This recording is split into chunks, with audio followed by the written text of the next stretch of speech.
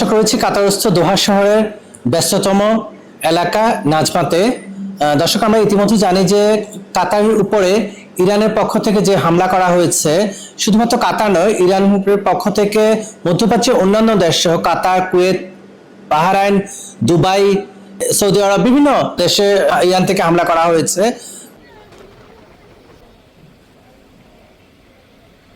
দিনব্যাপী হামলা করেও ক্ষান্ত হয়নি ইরান, মধ্যরাত পর্যন্ত চালিয়েছে এই হামলা। কিছুক্ষণ পরপরই আমরা শুনতে পাচ্ছি আকাশে বাতাসে ছড়িয়ে পড়ছে মিসাইলের শব্দ, এবং শুধু তাই নয়, মিসাইল এবং ড্রোন দিয়েও হামলা করা হচ্ছে ইরানের পক্ষ থেকে কাতারের যে আমেরিকার যে ঘাঁটি আছে ঘাঁটিগুলোর উপরে। কিন্তু সাধারণ মানুষের আতঙ্ক বিরাজ করছে, এবং আমরা দেখতে পাচ্ছি কাতারের ব্যস্ততম সড়ক, সাধারণ মানুষজন ঘর থেকে বাইরে বের হয়েছে এবং তাদের মধ্যে এক আতঙ্ক বিরাজ করছে।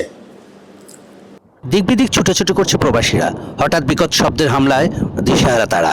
বারবার হামলায় কেঁপে উঠছে প্রবাসী দেশটির মাটি।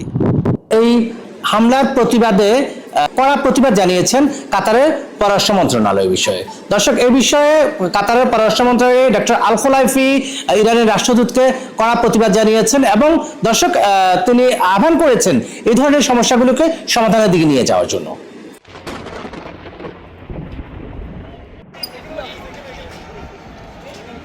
যুদ্ধ নয় শান্তি। দর্শক, আমরা চাই সারা পৃথিবীর সকল মুসলমানদের জন্য এই যুদ্ধ বন্ধ হয়ে যাক, এবং শুধু ইরান নয়, ইরানের পাশাপাশি মধ্যপ্রাচ্য এবং মুসলিম দেশগুলোর প্রতি যেন এই যুদ্ধটা বিরতি হয়ে যায় এবং এক সমঝোতার মাধ্যমে সবকিছু সমাধান হয়ে যায়।